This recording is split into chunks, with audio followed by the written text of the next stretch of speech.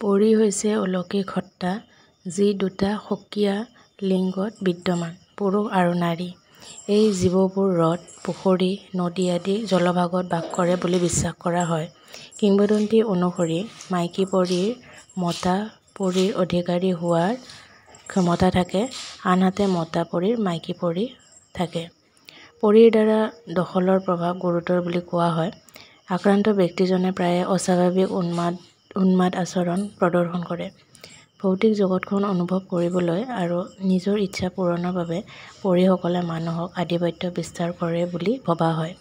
পৰীৰ অধিকাৰৰ পৰা মুক্তি পাবলৈ নিৰ্দিষ্ট গীত আৰু আচাৰ-অনুষ্ঠান আছে যিবোৰ কৰিব পাৰি। এই গীতবোৰৰ দ্বাৰা পৰীক শৰীৰৰ পৰা বহিষ্কাৰ কৰাৰ ক্ষমতা আছে। যাৰ ফলত ব্যক্তিজনক ইয়াৰ প্ৰভাৱৰ পৰা মুক্ত কৰা হয় বুলি বিশ্বাস কৰা হয়।